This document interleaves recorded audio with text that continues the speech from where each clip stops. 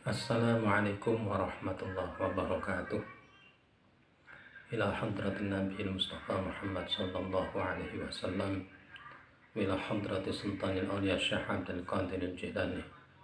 Musannif hadzal kitab Al-Fatihah. A'udzu billahi minasy syaithanir rajim. Bismillahirrahmanirrahim. Alhamdulillahi rabbil alamin. Arrahmanir rahim. Maliki yaumiddin. Iyyaka na'budu wa iyyaka nasta'in ihdinas siratal mustaqim siratal ladzina an'amta 'alaihim ghairil maghdubi 'alaihim waladdallin amin. Bismillahirrahmanirrahim. Alhamdulillahi rabbil alamin wa bihi nasta'inu 'ala umurid dunya waddin. Allahumma shalli wa sallim wa barik 'ala sayyidina Muhammad wa 'ala alihi wa sahbihi wa barik wa sallim ajma'in. Jamaah pengajian Keluarga Besar NTS Ma'arif NU 01 Kertanegara yang saya hormati, marilah kita haturkan puja dan puji syukur kehadirat Allah Subhanahu wa Ta'ala atas limpahan rahmat, atas limpahan hidayah, atas limpahan inayahnya, sehingga pada kesempatan kali ini di bulan Ramadan tahun ini kita bisa dipertemukan dalam rutinan kegiatan Himtak An-Nahdiyah, pengajian rutin Jumat pagi dalam bahasan kitab Taisirul Kholaq.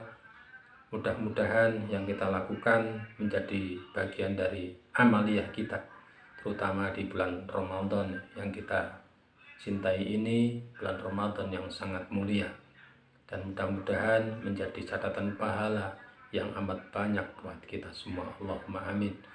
Salawat salam tahaturkan pada junjungan kita Nabi Agung Muhammad sallallahu alaihi wasallam yang selalu kita nantikan syafaatnya di yaumil qiyamah.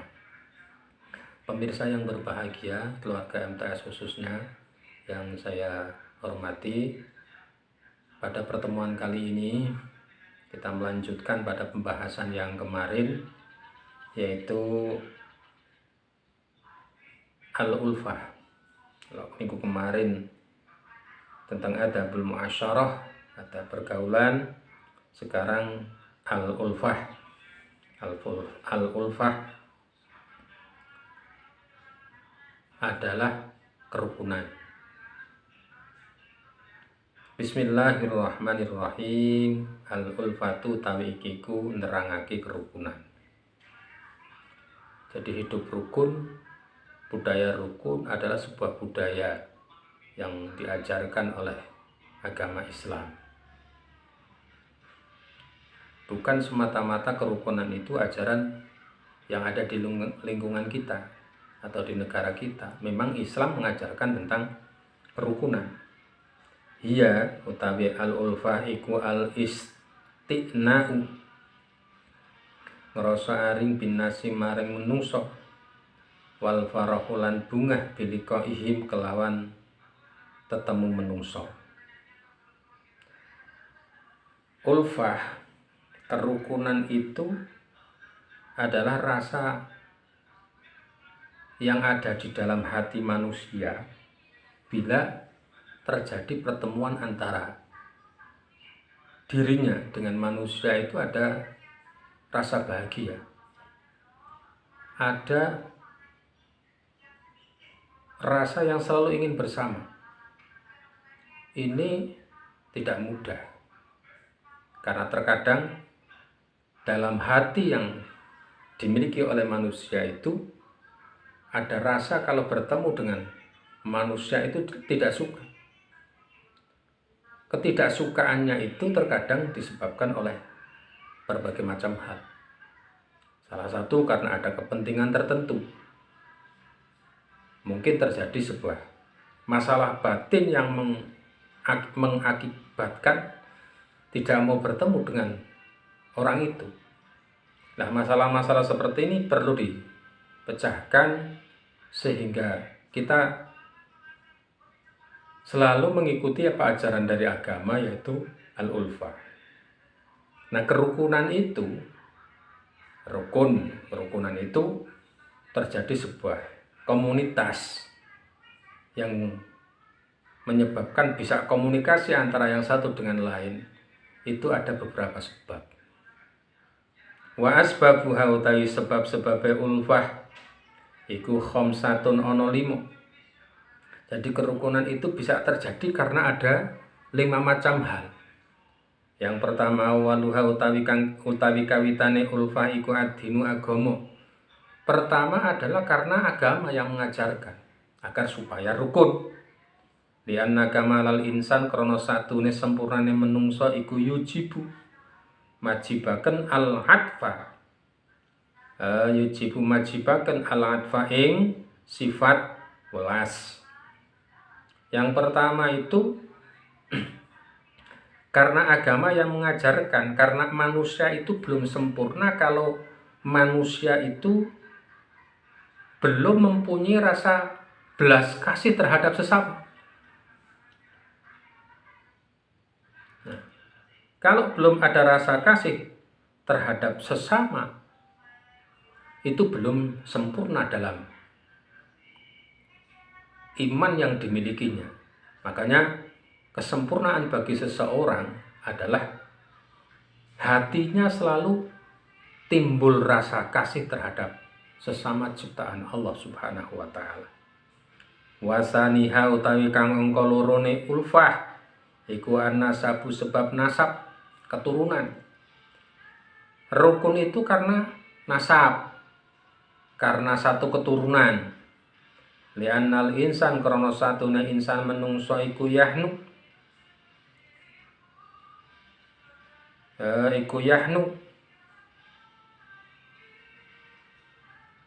condong sapa insan ala aqribi mengatasi kerabate insan. Manusia itu lebih condong, lebih dekat itu karena faktor keturunan, ada faktor kekerabatan. Karena faktor kekerabatan maka lebih dekat. Walaupun terkadang kerabat itu dekat secara lahir kerabat, tetapi tidak dekat karena ada timpang antara hati yang ada di dirinya dengan yang lain, karena ada faktor ketidaksukaan atau apalah itu yang menyebabkan jauh. Makanya ana dulur cedhek, ana dulur adoh. Wujude cedhek, hakikate adoh. Ana sing adoh, hakikate cedhek.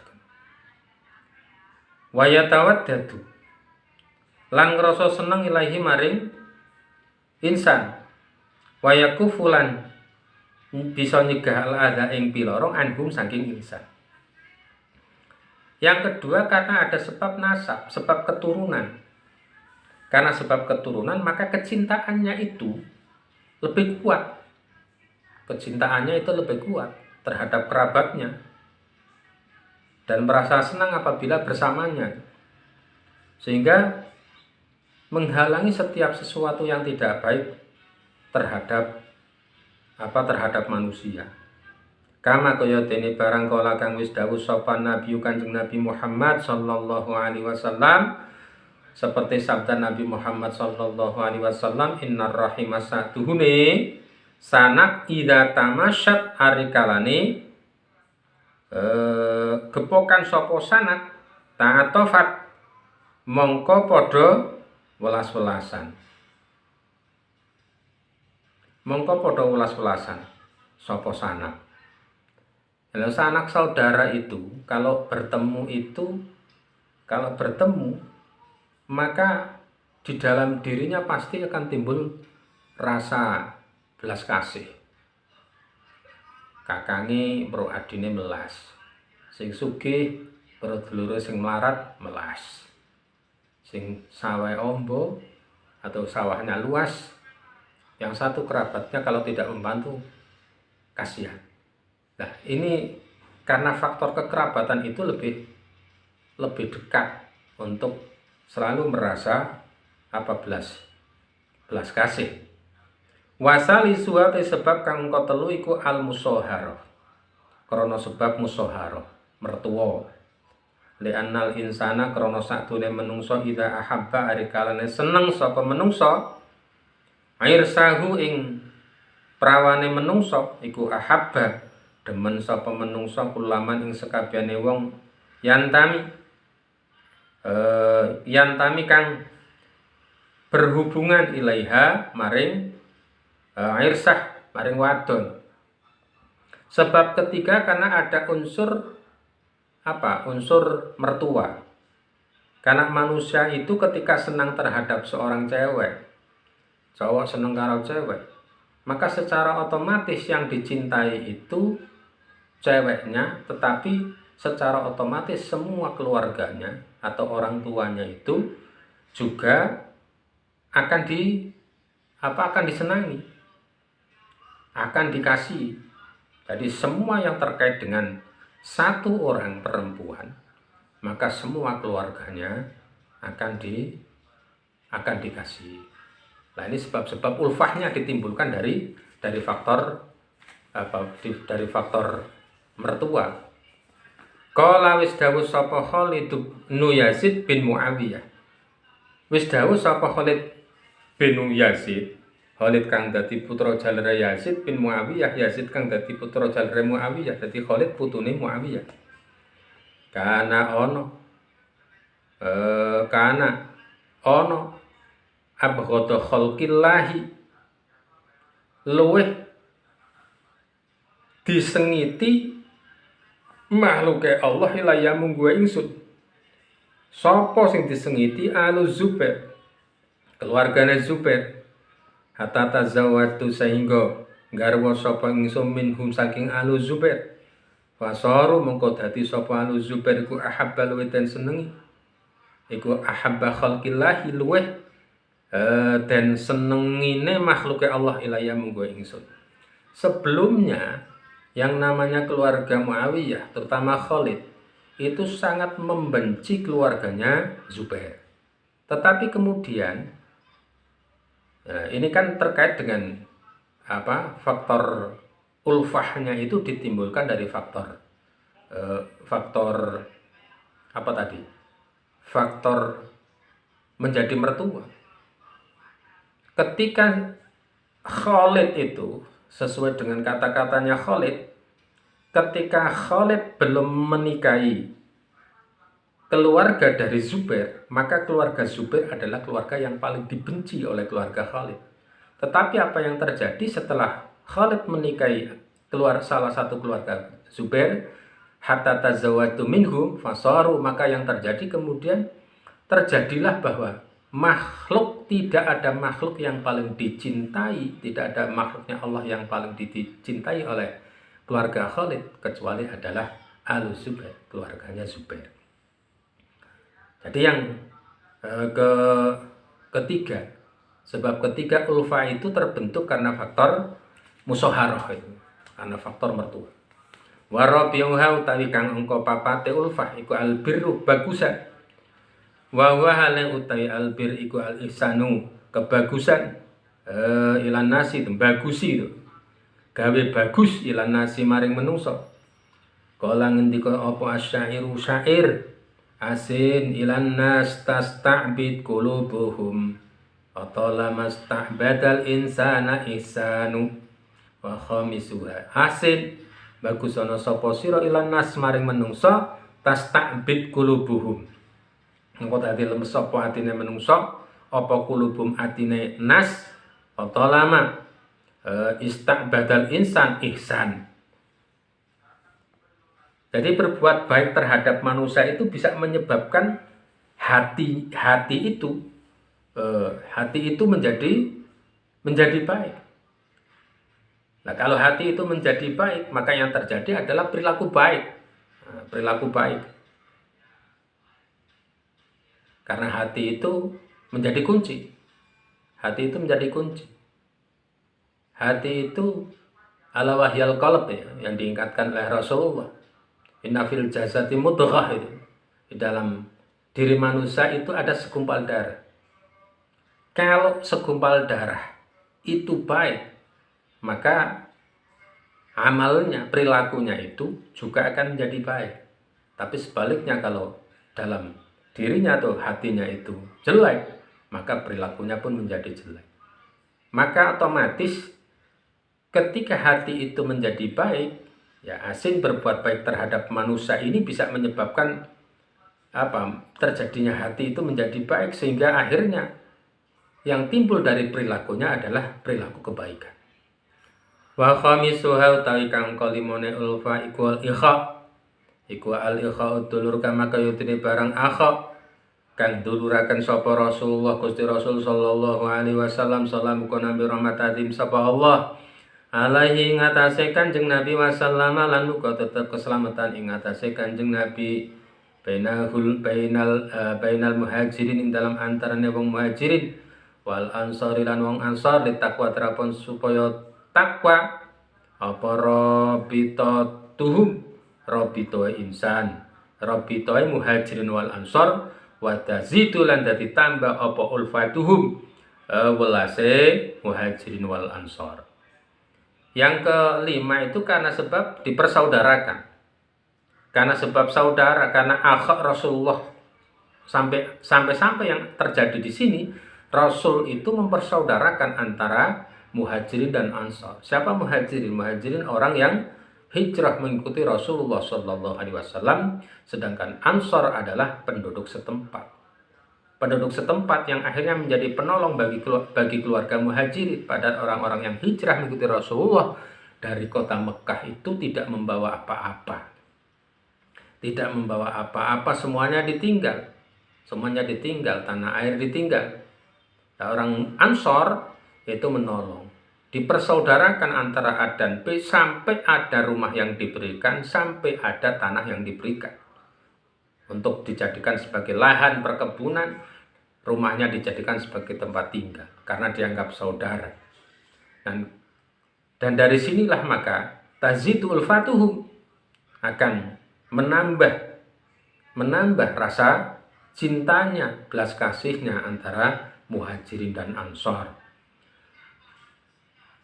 Nah, itu proses terjadinya atau sebab-sebab terjadinya ulfah, terjadinya kerukunan. Wa amma fadlul ulfah, napun keutamaane ulfah, keutamaane rukun wal ifadah wal istifadah. Adapun keutamaan dari kerukunan itu akan menghasilkan ifadah wal istifadah. Wat ta'awun 'alal birri wat taqwa. Satu akan menimbulkan ifadah, kemudian yang kedua istifadah, kemudian ta'awun 'alal birri wat taqwa, saling tolong menolong dalam hal kebaikan dan ketakwaan. Wa bidzalika lan kranane tastaqimu dadi jumeneng apa al ahwalu pira-pira tingkah wa ta'dilu lan dadi adil apa al muru pira-pira perkara.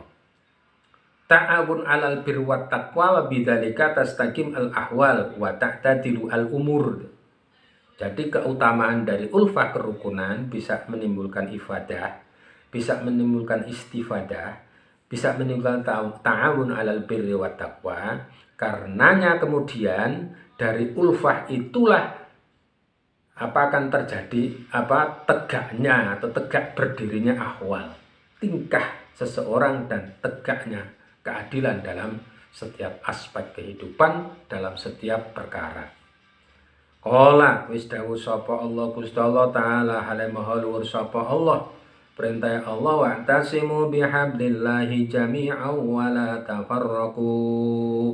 Wa'tasimu lan padha tulungan sapa sira bihablillah, lawatasimu lan padha cekelan sapa sira kabeh bihablillah kelawan taline Allah jami'an halis sekabehane wala tafarraqu lan aja padha pisahan sapa sira kabeh. Allah itu berfirman i'tasimu bihablillah, suruh berpegang teguh pada tali agama Allah jami'an dalam segala aspek, dan jangan bercerai-berai, karena bercerai-berai itulah yang kemudian menimbulkan kerusakan di muka bumi, sampai kerusakan di setiap aspek, sampai pada sebuah negara kalau bercerai-berai.